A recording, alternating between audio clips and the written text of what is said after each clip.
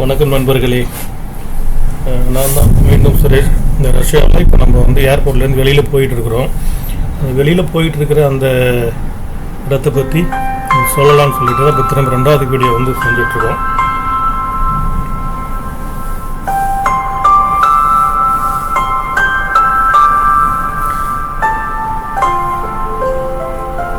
நம்ம ஆக்சுவலி இன்னமுமே ஏர்போர்ட் விட்டு வெளியில் வரலைங்க. இப்போ தாங்க வந்துட்டுருக்கோம் வெளியில். இந்த ரோட்லாம் பார்க்கலாம். இது வந்து நம்ம ரஷ்யாவில் இருக்கிற அந்த மூணாவதுல ஒரு பெரிய ஏர்போர்ட் இது. இந்த ஏர்போர்ட்லேருந்து நம்ம இப்போ ஒரு ஹோட்டல் புக் பண்ணியிருக்கோம். அங்கே தான் போய்கிட்டு இருக்கோம். அது போகிற வழியில் இந்த ரஷ்யாவில் வந்து எப்படி இருக்குது அப்படின்னு உங்களுக்கு எல்லோரும் காமிக்கலாம்னு சொல்லிட்டு தான் இந்த வீடியோ ரெக்கார்டிங் பண்ணிகிட்டு இருக்கிறேன். பாருங்கள், உங்களுக்கு ரொம்ப பிடிச்சிருக்கும். என்டர்டெயின் பண்ணுங்கள். நீங்களும் கண்டிப்பாக ஒரு ஃபேமிலியோடையோ இல்லை நீங்கள் வந்து சோலோவாகவோ நீங்கள் ஒரு விசிட் பண்ணுங்கள். கண்டிப்பாக பார்க்கணும் நம்ம லைஃப்பில் இதெல்லாம். அந்த பில்டிங்ஸ் பாருங்கள். எனக்கு இதில் வந்து என்ன ஒரு பெரிய ஒரு விஷயம்னா, நான் திரும்ப இன்னும் வரக்கூடிய வீடியோலலாம் பேசுவேன். அது என்ன பேசுன்னு கேட்டிங்கன்னா, இந்த ரஷ்யாவில் வந்துட்டு எதுக்கு முக்கியத்துவம் கொடுக்குறாங்களோ இல்லையோ, ஆனால் அந்த ஆர்கிடெக்சர், அந்த ஹிஸ்டாரிக்கல் பில்டிங்க்கும் அந்த மாதிரியான ஒரு ஆர்கிடெக்சர் டிசைனுக்கு தான் அவ்வளோ முக்கிய மரியாதை. இப்போ நீங்கள் வரப்போகிற அந்த வீடியோஸ்லாம் பார்க்குற பில்டிங்ஸ்லாம் பாருங்களேன், ரொம்ப அழகான இதுங்க. அதில் வந்து இன்னும் வந்து நிறைய பேசலாம் இது சொல்லணும்னா. இப்போ நீங்கள் இந்த ரோடை மட்டும் பாருங்கள். இந்த ரோடு ட்ராவல் எப்படி இருக்குன்னு பாருங்களேன்.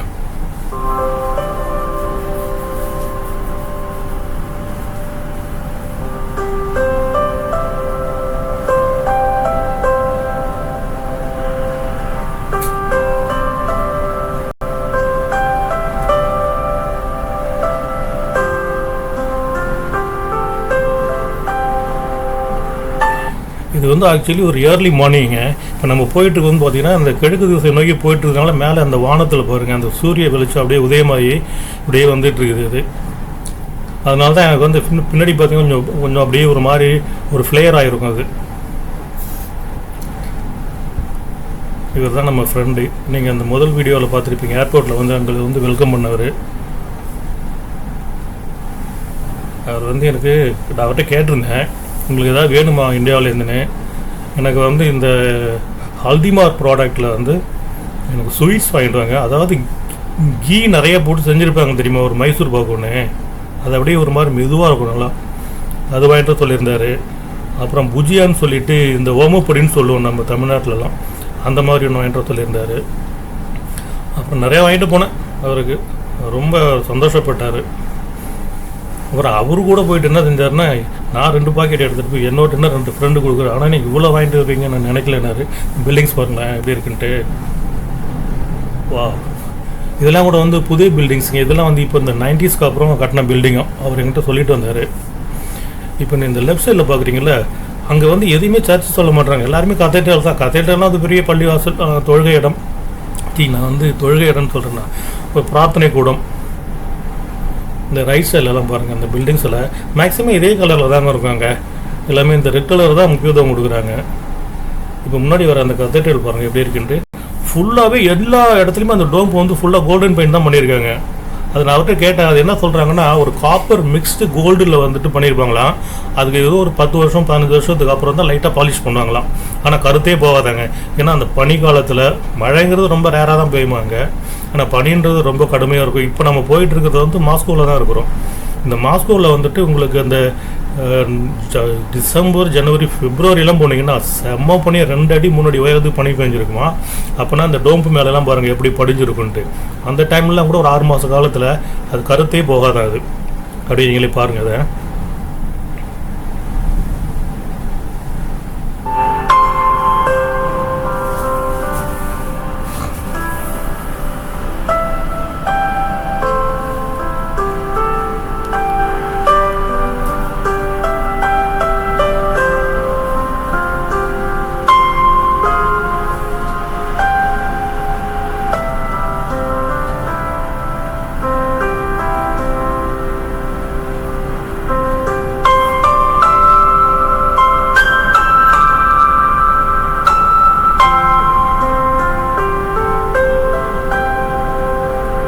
நேரம் ஒரே இடத்துல நின்றுட்டே இருக்கணும். அதில் கொஞ்சம் எடிட் பண்ண விட்டேன்னு நினைக்கிறேன். இது கொஞ்சம் ரொம்ப இதாகிடுச்சு. இப்போ நீங்கள் பார்க்க போகிறது வந்து இது ஆட்டோமேட்டட் டால்கேட்டுங்க. அது ரொம்ப சூப்பராக பண்ணியிருக்கானுங்க. அங்கெல்லாம் வந்து யாருமே நம்ம ஊர் மாதிரிலாம் வந்துட்டு கேபினில் உட்காந்துட்டு காசு கொடுங்க அது கொடுங்கலாம் கிடையாது எதுவுமே. இதில் இன்னொரு பெரிய பியூட்டி என்ன தெரியுங்களா, இதில் வந்து இது பண்ணியிருக்கிறாங்க, மைக்ரோபயாலஜி இது பண்ணியிருக்கானுங்க.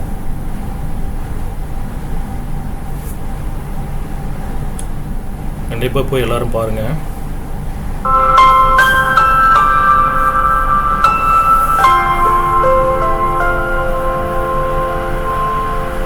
இது வந்து நான் மாஸ்கோவில் இறங்கி முதல்ல பார்க்குற ஒரு கத்தீட்ரல் இது. இந்த மாதிரி நிறைய கத்தீட்ரல் இருக்குது. இன்னும் வரக்கூடிய வீடியோஸ்லாம் அதை நான் உங்களுக்கு போடுறேன். நீங்கள் கண்டிப்பாக பாருங்கள் இது எல்லாத்தையும்.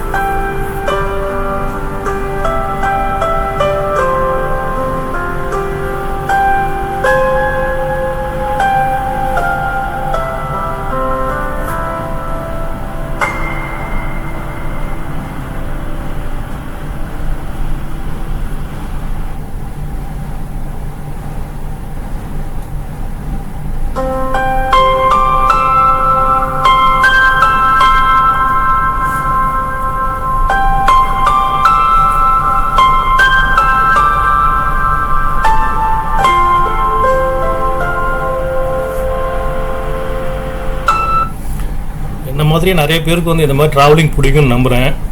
எனக்கு வந்து இந்த மாதிரி ரோடில் வந்துட்டு ரொம்ப லாங் ட்ரைவ் போகிறது வந்து ரொம்ப பிடிக்குங்க. இந்த மாதிரி நிறைய பேர் இருப்பீங்க, அவங்களுக்கு இது ரொம்ப பிடிக்கும். பார்த்து என்ஜாய் பண்ணுங்கள்.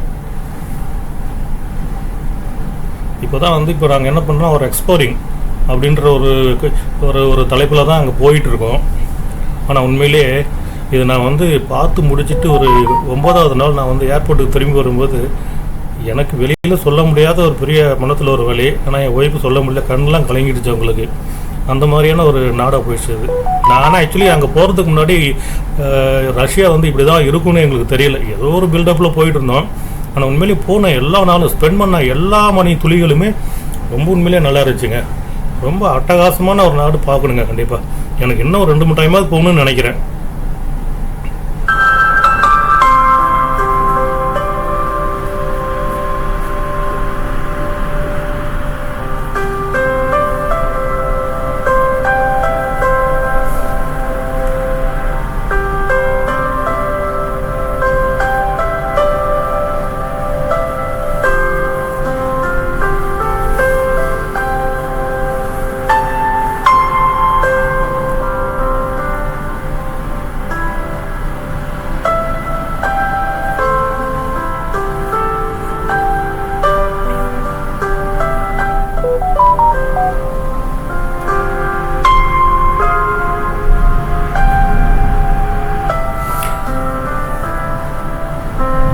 இப்போ நாங்கள் வந்து புக் பண்ண ஹோட்டலுக்கு போயாச்சு.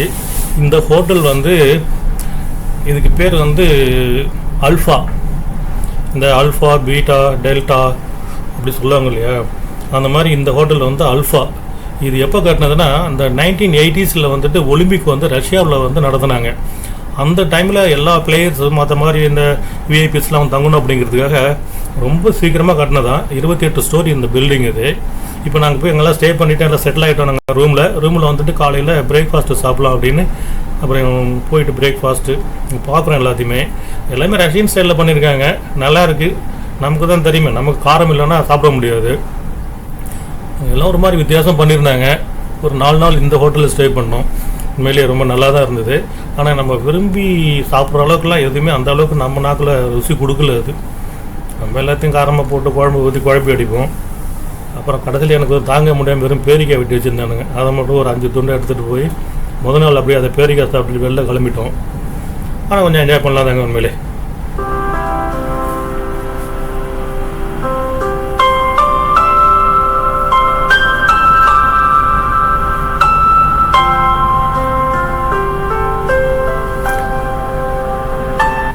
இப்போ இன்னும் கொஞ்சம் நேரத்தில் நாங்கள் வந்து சாப்பிட்டு முடிச்சுட்டு திரும்ப ரூம் போயிட்டு ட்ரெஸ் சேஞ்ச் பண்ணி நமக்கு தேவையான தஸ்தாவேஜுகளெல்லாம் கையில் எடுத்துகிட்டு வெளியில் பயணம் புறப்பட போகிறோம். இதை முடிச்சுட்டு வெளியில் போகும்போது நமக்கு கார் வர சொல்லியாச்சு. அந்த கார் வந்து கண்டிப்பாக நம்ம அந்த ஃப்ரெண்டு முதல்ல பார்த்தீங்க இல்லையா, அந்த மைக்குன்னு சொன்னானே, அவர் வந்து ஒரு பெஸ்ட்டு பர்சனாக அனுப்பிச்சி வச்சுருக்கிறாரு. இது ஏன் பெஸ்ட்டு பர்சன் இப்போயே சொல்கிறேன்னா, அவர்கிட்ட போய் பழகி பார்த்ததுனால நான் உங்களுக்கு இதில் வந்து பெஸ்ட்டு பர்சன் தான் சொல்கிறேன். ஒரு இன்ட்ரோ தான் கொடுக்குறேன் உங்களுக்கு. ஆனால் உண்மையிலேயே ஒரு நல்ல பையங்க அந்த பையன். ரொம்ப ஜாலியாக எங்களெல்லாம் வந்து கொஞ்சம் கூட மனம் துளிக்காத அளவுக்கு எங்களை அழைச்சிட்டு போனோம். ரொம்ப அருமையாக இருந்துச்சு அந்த பையனோட அப்ரோச்சு. அந்த மாதிரி நாங்கள் அழைச்சிட்டு போன விதம் கொண்டு காமிச்சு எல்லா இடத்துலையும் ஒரு விஷயத்தை பற்றி சொன்னது. Wow, marvellous. ரொம்ப நல்ல பையன். சரிங்க, நான் இதோட முடிச்சுக்கிறேன். உங்களை நான் இன்னொரு வீடியோவில் சந்திக்கிறேன்.